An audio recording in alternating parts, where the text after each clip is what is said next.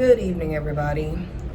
Coming to you live here from Nassau, Bahamas, aboard the very well talked about Carnival Horizon. Now, it was approximately a year ago, this time, during the Christmas sailing, I was aboard the MSC Seaside for a second consecutive time. However, this year we decided to try something new, go back to Carnival.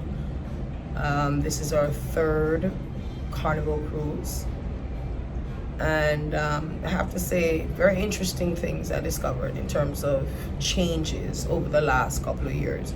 Now, immediately in the backdrop, we see the beautiful, quite a majestic ship she is, with the iconic Mickey Mouse symbols there in the middle. This morning we were awakened by her horn, which is symbolic of, Disney all over. It was not a traditional horn.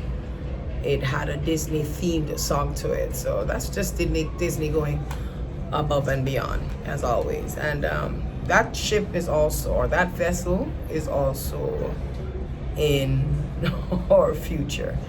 Not too distant future, but future nonetheless. In very, very, I would say, or on the higher tier of expensive. And again, I'll have to save towards that. The average American cannot patronize Disney on this particular sailing. I did see, just for the fun of it, I went to cruise.com and entered the information just to have a sense of what it would take to earn ourselves a stay back at the Disney Magic. And a balcony room ranges now for $2,900, so that's quite costly. I must mention that you can hear the rain in the background. So it's been a very overcast day. When we made our way into Nassau this morning, it was very sunny, with a high of about 82 degrees. But somewhere around 10 a.m., things changed. Now, I want to have a conversation regarding my experience. This is basically day 6 on Carnival Horizon.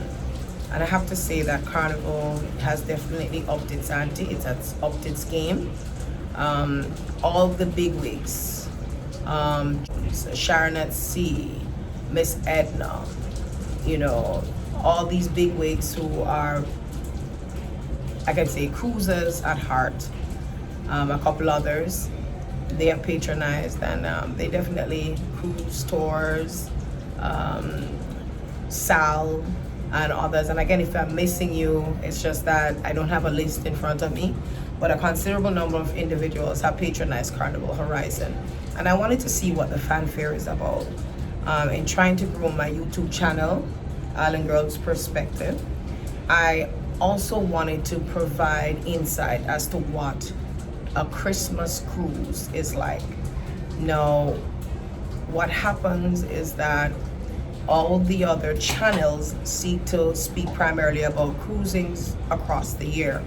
However, I believe maybe one or two individuals have actually spoken about their experiences over the Christmas sailing. And like I said, because Carnival Horizon is a relatively new ship, which came into waters on April in 2018, then last December of 2018 would have marked her first cruising in terms of that, a Christmas cruise.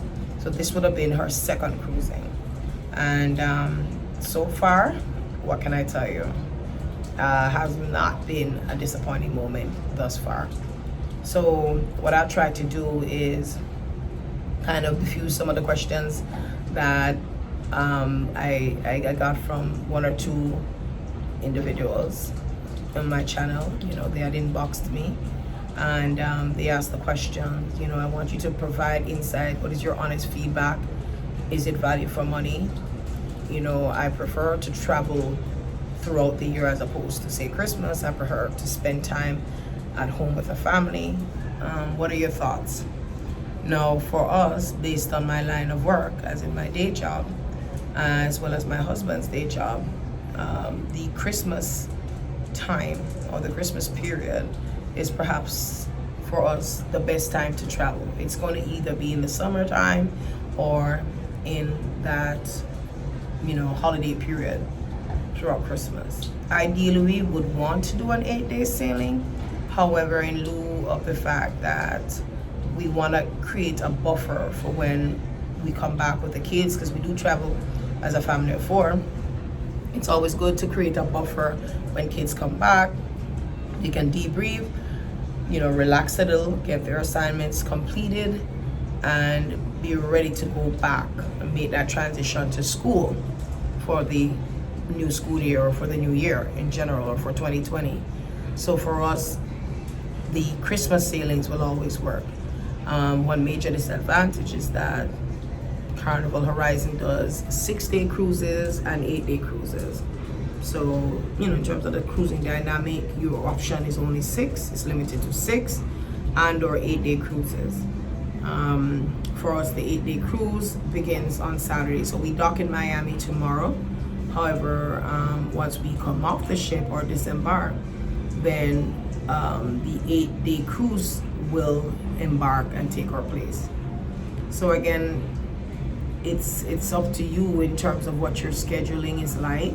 I believe the experience is largely going to continue to be the same. So if you can afford the 6 days, absolutely. If you can afford the 8 days, better yet, more value for money, greater bang for your buck. And again, it depends on what your budget dynamics are. Now, I want to go ahead and make a commentary on, let's start with the Carnival experience. So I did go ahead and I did purchase Faster the Fun. Now, what's ironic about that is that I've never purchased Faster the Fun. It's my 3rd time with Carnival, like I said earlier. However, I just wanted to see what the fanfare was about, because having heard what other cruises have said in terms of the feedback, I wanted to get my own general experience, because everybody's experience is different, nature versus nurture. So what we went ahead and did, it was $109. It's kind of expensive. Nonetheless, you pay that one-time price for priority boarding, and if we had been tendered, then we would have gotten, priority tendering. There's a priority line, and I have to say that definitely that was worth it, especially on the first day. So that $109 was worth its weight in gold. At first, I was a little apprehensive. Then I said, you know what, let me go ahead and see, just how much this gets me in terms of that personalized touch, that personalized feeling. And we went ahead, we came into the port, we were ushered straight ahead to the priority line behind the diamond and platinum members, and we boarded. And in terms of being able to get our bags, there was a little bit of a hiccup there because the bags came a little bit later, but we were already prepared. My daughter's swimsuit was already in her backpack. My son, a change of clothing was already there. We also tend to travel with towels, our own towels, especially for that first day. So all of those were already in place. So, needless to say, the experience wasn't crazy. I will say though, once we entered the terminal, it seemed a little chaotic. However, I have to say, there were 6 vessels in port that day: Norwegian, Oasis of the Seas, Carnival Horizon, and I believe 2 other ships. I'm not sure at the moment what those ships were. However, when I did check the Sea Scanner informational sheet, it did tell me that the Port of Miami would have had 22,000 people actively boarding ships and disembarking. So between embarkation and disembarking. So I kind of felt that, a little bit jolted by, oh my God, there are lots of people here. So it was very chaotic for a Sunday afternoon. Nonetheless, like I said, once we made our entry into the terminal, we were directed to the line. Once we indicated we are Faster the Fun, you're ushered. So you're definitely seeing where everything is compartmentalized. So for that reason, I would say thumbs up. Definitely want to purchase Faster to the Fun. It is definitely worth it for this vessel. Now bear in mind, at full capacity, this vessel houses approximately 5,200 passengers and crew, 3,900 passengers, and the remaining balance of that would be the crew. So you're gonna see teaming with a lot of activities. You're gonna see that, you're gonna feel it, especially on the first day, because everybody's kind of trying to get the lay of the land. Okay, where do I go? But having read and listened to Jim and all the others, like I said, I really am trying to anchor myself in the cruise community. I know that I don't have as many cruises under my belt, but perhaps I am that person that will appeal to the regular traveler. This is my 7th cruise.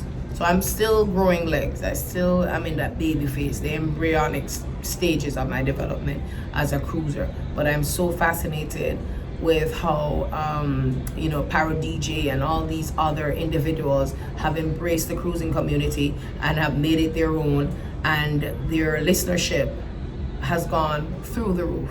I too hope that one day I will have individuals, listening to me and listening to my feedback. I consider myself the average Joe Schmo. It's an island girl's perspective on cruising. And I do tend to, it's ironic, like as opposed to, say, watching a reality show, I actually listen to cruisers' experiences. So the community is expanding. And I too would want your support. So if you can share, you can subscribe, I would appreciate that.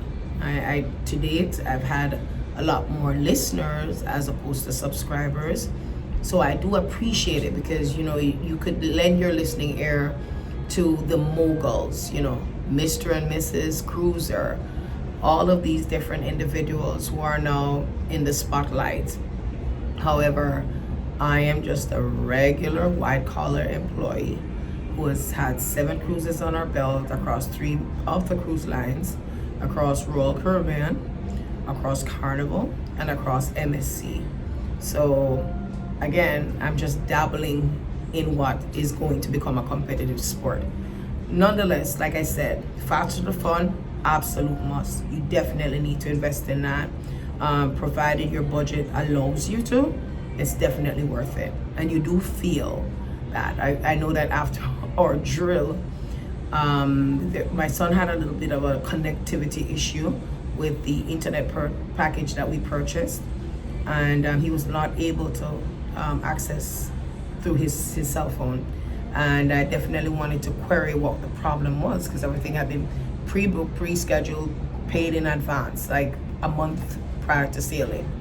So what's this issue? My husband and I had no connectivity issues. We were able to log into our premium internet and even watch Netflix during our drill.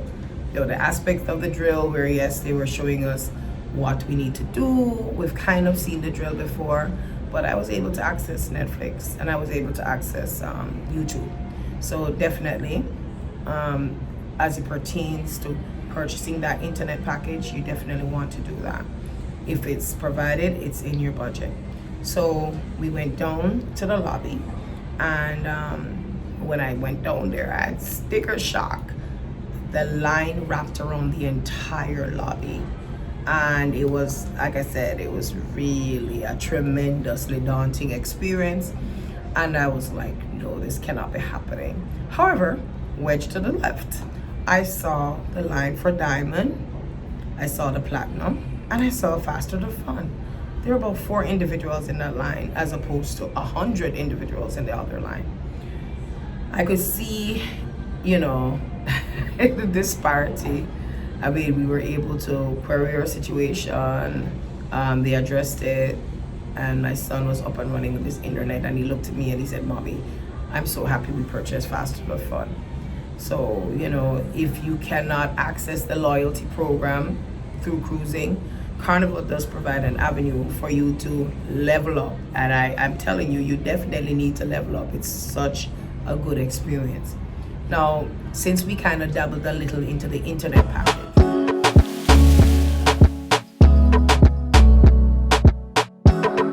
There are 3 packages available. The social media package, which my son got, I think, for the duration of 6 days, is roughly about $42. And he's able to do the, Facebook, the Snapchat, Instagram, the basics, no ultra bell and whistles, just the basics. And for a kid who's 14, I think that's all that he actually needs. He was even able to get a phone call through Instagram, but I told him don't pick up because I don't want any roaming charges, even though our phones have been on airplane mode from the moment we hit the port. Nonetheless, he was satisfied with what he got. Secondly, my husband and I, we chose or opted for the premium package, and the reason for that is that we went ahead prior to cruising and subscribed to Netflix.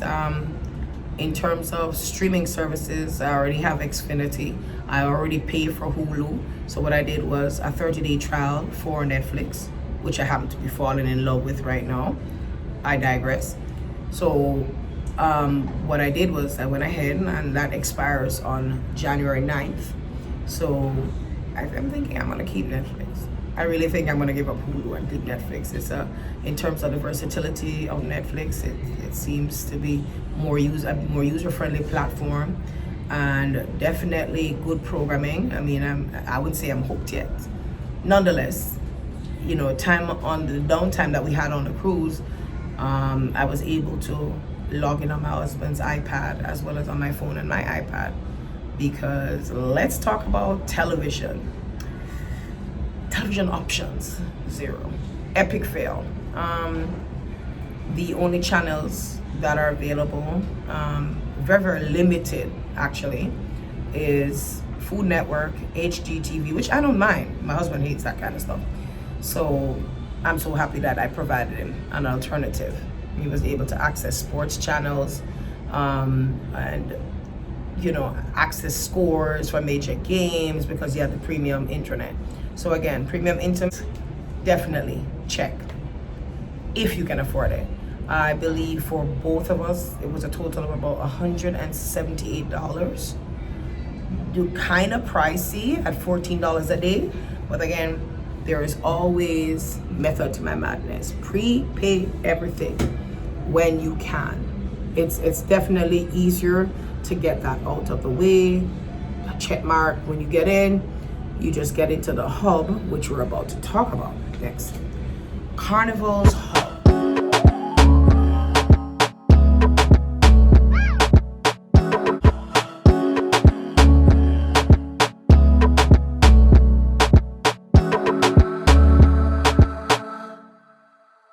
Has grown eons, leaps and bounds, if you will. Carnival's Hub app is the ultimate debit / communicator / everything. And I do have images of the app embedded in my videos, so you see what the hub looks like. Literally, your home page has your information. It has what's open to eat now, what's happening on the ship. So this virtual reality mechanism of communication has replaced what's called the fun times. Now, our room steward, he would constantly stick in our box on the outside our fun times. I just realized that 4 days in, oh my gosh, he was giving us the fun times all along and we weren't actually utilizing it. There was no need to utilize the fun times because you have that virtual box in your hand. This communicative tool that tells you what's happening, your account summary, how much money you have, how much you spent. So my son went ahead and he spent money in their game room. First, he spent $1.25. Now, obviously, as a kid, I have restrictions on how much he's able to spend at 14. And I guess he thought, let me go ahead and do it again. And when I was actually alerted, and when I did check the account summary, I realized that he was actually spending more money than he should have. So, I like that. In real time, you're notified about certain things or certain happenings. Now, big ship, filled to capacity, almost 4,000 passengers. and almost 12 to 1500 crew, the chat portion of the app.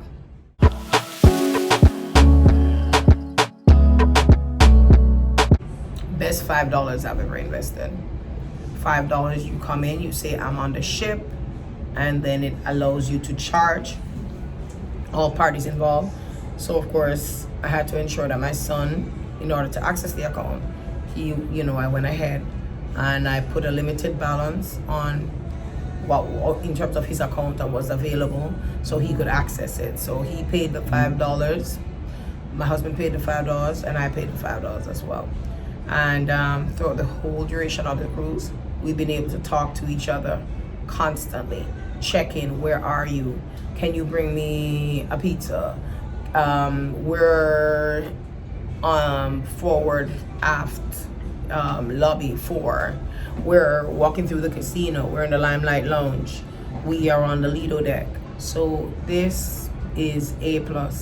I remember in 2016, when it was the last time that I actually traveled Carnival, that their hub act was in the baby stages of its development. And when I say baby stages, very different from what we're looking at today. So definitely I've seen growth. Like I said, everything's there. It tells you precautions to take. It gives you all the information, everything. That coupled with the versatility of your room key. I mean, your room key serves as virtual identity. It's your passport. It's your visa. It's your Visa card. It's everything. That folio number becomes very, very important. Folio number tells everything about you. You sign your kids into the kids club with a folio number. You sign them out with a folio number. Your folio number gets you drinks. Your folio number, everything. So I have to honestly say that hub, coupled with the versatility of your sign and sale card, awesome. So is that a thumbs up? Absolutely a thumbs up for Carnival. That is what we call technological innovation at its best. I'll just give you a 360 view of the port. Always good to come to that port, always good to visit the port. The only problem that we're having today is that it's an overcast day. Now, in my previous video, I sought to talk about Faster to the Fun and the Hub app and the level of connectivity as well as the internet. Now, I'm going to focus on entertainment.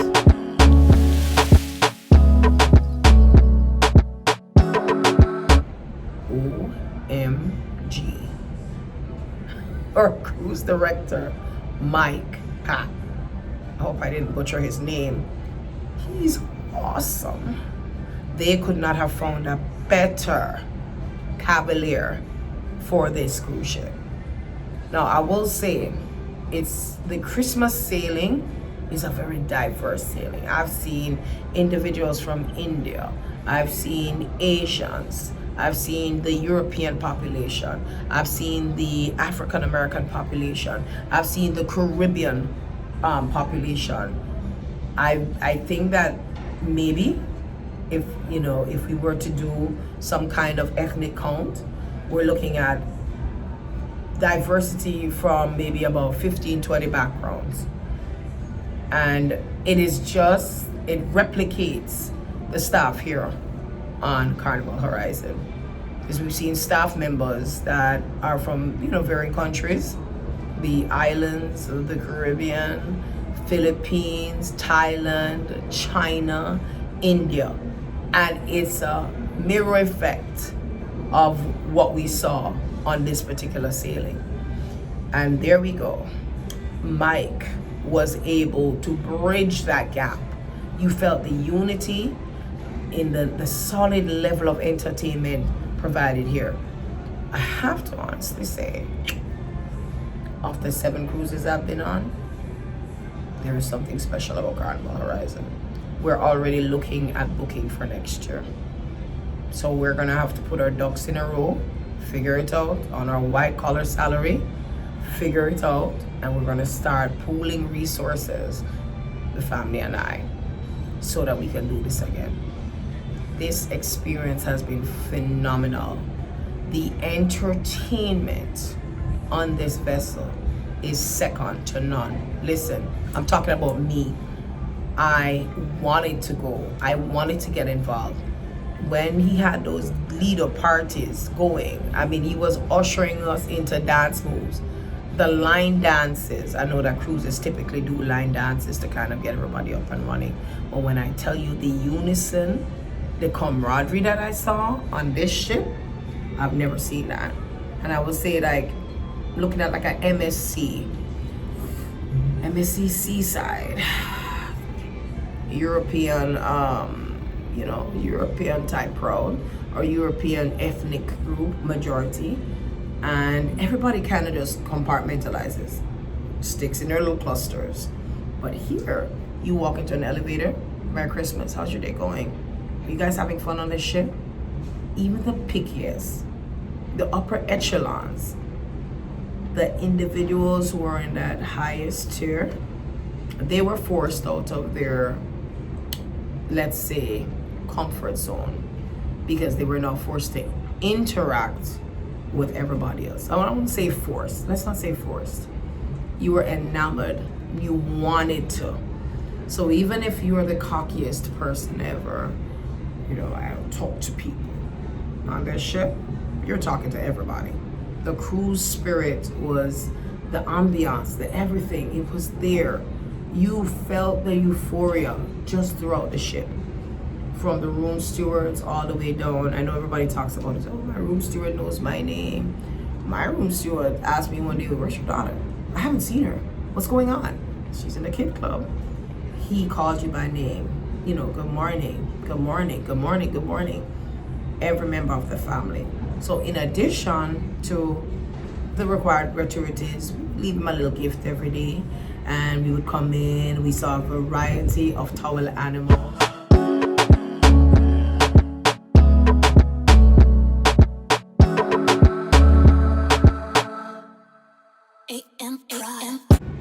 Now, again, pickiest passengers, kids. My daughter simply loves her kids club. She came home, she learned something every day. She said, Mom, have you ever played bingo? I'm like, no. I'll have to teach you what bingo is like. The camp counselors are awesome. Everybody on this ship, whether it's a facade or not. And you know what? You can't bottle that. And it could not be a facade, because facades fall off quite easily. So I would say that the Jim Zims of the world, the Sharon, the Joshes of the world, all the individuals from the cruise world, Miss Edna, what they have said is actually true. And I've witnessed that firsthand. This is a phenomenal ship. You have to come. Granted, this is a Vista level ship. And given that it's a Vista level ship, they have the name to live up to. These are the newest of the ships. I know we had the Panorama, which launched the other day. I know that there were some hiccups, what I saw in the news, some hiccups about Mardi Gras. They had to roll the time back, which again, I know that people are probably incensed by the fact that they were looking forward to the launch of the Mardi Gras. But here's the thing. Would you rather sail on a ship that's not fully prepared or rushed off the production line? No, you don't want to do that. You definitely want to take your time. Have them take their times. Have the engineer do what they need to do and fix everything. And then when the ship launches, perhaps it was just not that time. Sometimes people think like, why can I, it's my money and I need it now, or it's my ship and I need it now. But, maybe it just wasn't in the cards. If you believe in a higher power, you can think about it that way. We don't want a repetition of the Titanic. So Mardi Gras is still under construction from what I understand. The Panorama launched, and I'm seeing a couple of reviews as they pop up. but we don't have to worry about panorama. We're from Florida, so being Floridian, chances are we're not going to fly all the way to the West Coast to just take a ship down to Cozumel. But I'm sure everybody is having fun thus far. Now, like I said, this is a ship that is full of heart. I have never had this experience. It's such a daunting experience. I'm so sad going home. And like everybody who comes off a cruise, I did a post on one of my social media platforms this morning, you know, back to life. There's an old song or adage, back to life, back to reality. And that's exactly how I feel. Tomorrow is back to life, back to reality. If I could cruise every day, I would. If I could, you know, lock in a particular cruise ship, I'd get off when I need to. I'd embark when I need to. The cruise life is a phenomenal life. And it's just wonderful to watch the community expand in the way that it has expanded. Power DJ, you know, you inspired me. You guys inspired me to go out into Grand Turk and actually dive. When I saw the fish, I bought all the equipment I needed. I've never scuba dived in my life. And nonetheless, we did get footage of that. There are others who have talked about Margaritaville and Grand Turk. We saw such an awesome DJ. Oh my God. It was just like the perfect end to that day in Grand Turk.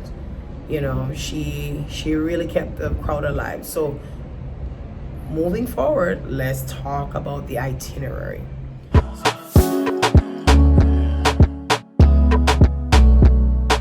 So in terms of its itinerary, I think there's room for improvement with that. So on this 6-day sailing, it was Miami into Grand Turk into Amber Cove into Nassau, Bahamas. I love the Bahamas. I have many friends who are Bahamian. It has nothing to do with that. But what I will say is that I've been to the Bahamas 7 times. So for me, I am looking to fill that third wheel with an alternative destination. You know, so it's almost like when you go on Carnival, if you choose to go to Jamaica, you're gonna have to go to Grand Cayman. If you choose to go to Grand Cayman, then the next stop is going to be Cozumel. It's like a block, you know. So it's not only Carnival that has that kind of issue in terms of filling the voids for itineraries. It's all of them, because I've done it with MSC. Now that they have their Ocean Cay private island that has opened up, and that seems to be the way forward, or the way of the future, where everybody is procuring a private island to see how they could best, you know, marginalize that market, you know, and keep some of the proceeds for themselves. Because when they go to Grand Turk, it is Grand Turk, the partnership that they have with Grand Turk, it is Grand Turk that's actually gaining, you know, the profit when they spend the dollars there. So why not have an island and recoup some of that revenue is what I'm thinking they're trying to do. So pretty much every cruise line, Norwegian has their private island, MSC has their private island, Carnival has their private island.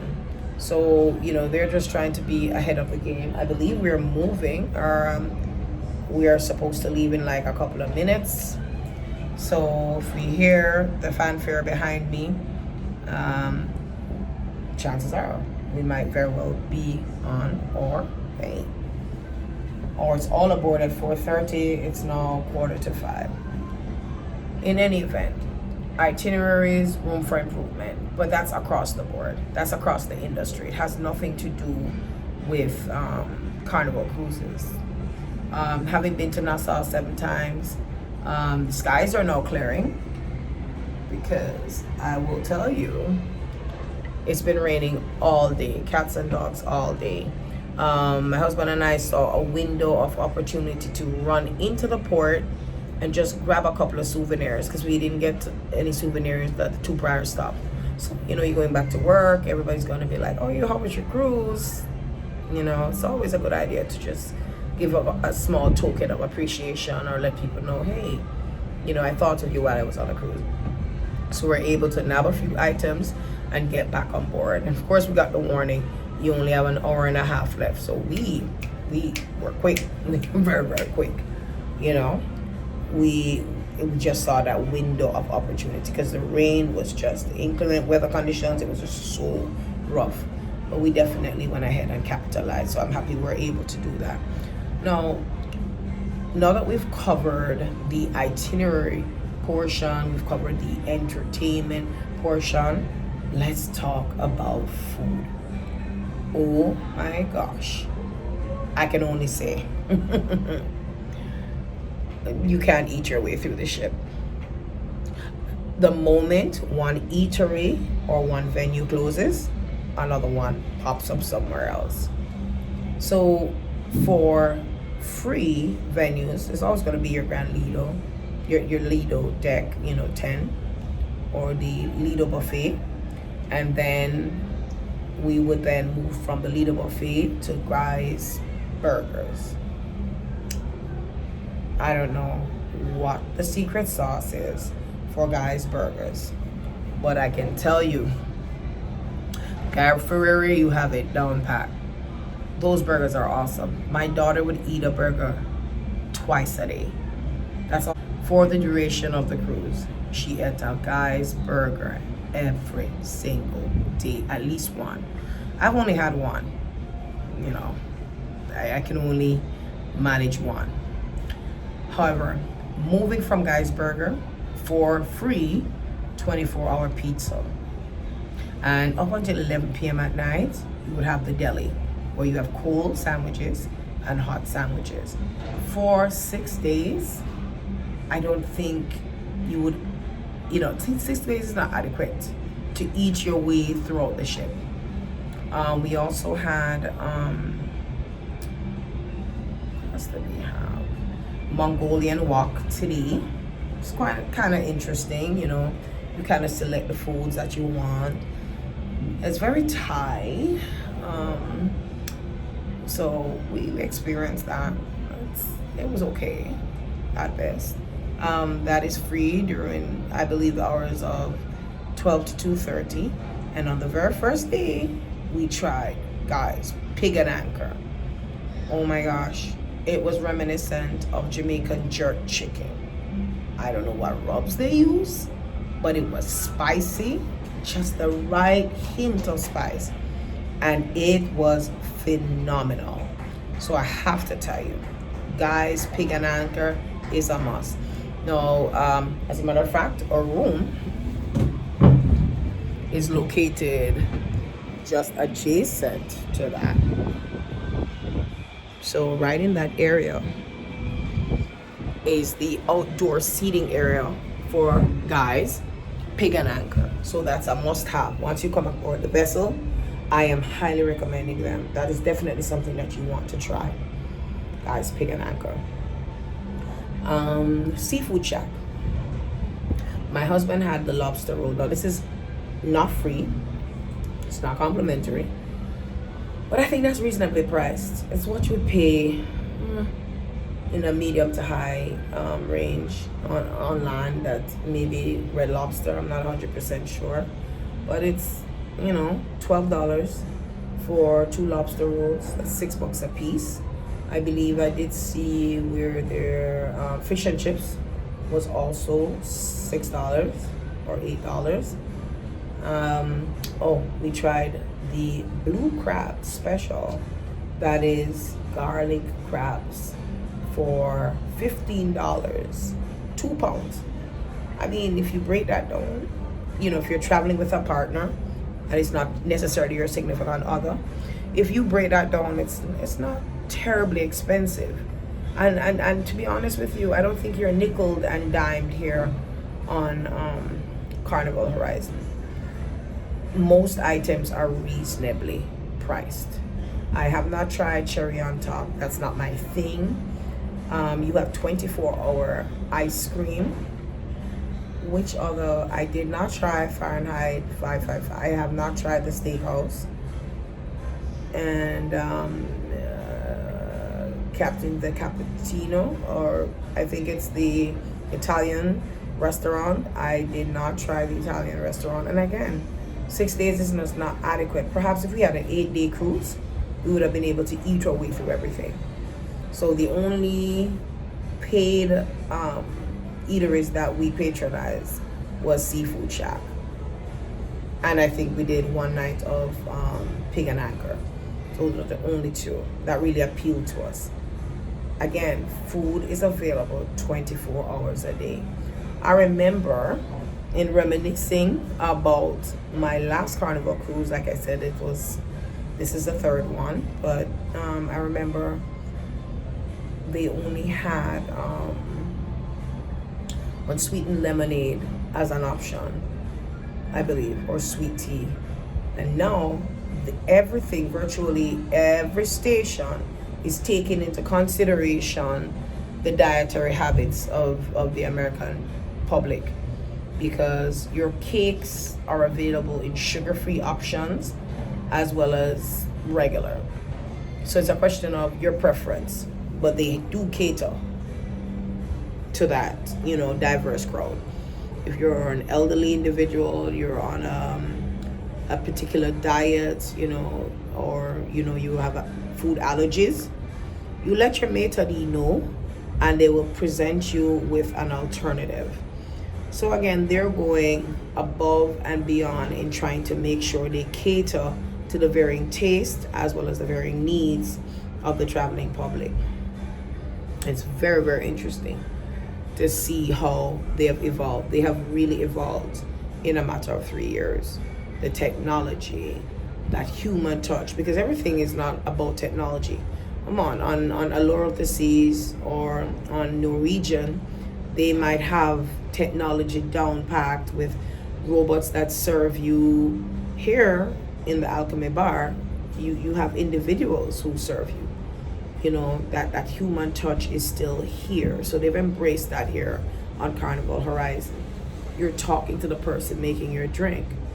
I mean, it's all good to see. It's all good to see. When you look, you're like, okay, great. I'm watching a robot, be a brewmaster, or I'm watching a robot make drinks. I mean, it's all good. But once you've seen it, you've seen it. How about having that human connection with the individual who's making your drink? So I honestly have to say that without a doubt, without a shadow of a doubt, impressed with the food options here. Now, some of it's new, because what was interesting is in this 6-day lineup, I noticed that we had 2 elegant nights and 1 formal night. And that threw me a loop. Why did it throw me a loop? It threw me a loop because I was accustomed to maybe a 6-day, or I don't know if you have an 8-day, you may have 3 formal nights. But it was Monday, I believe it was Christmas night, and it was last night. So again, that was kind of different. So they tried to create a different, lineup of food options for the Christmas night. And I do have footage of that in some of my videos, so you'll get an opportunity to see what it looks like. Nonetheless, I appreciate you for watching. Please like and subscribe. Island Girl Perspective, coming to you live here from the Carnival Horizon, where we're docked in the beautiful Bahamas. It's sunny now, and it's good to know. I'll see you in another portion of the ship. Bye-bye now.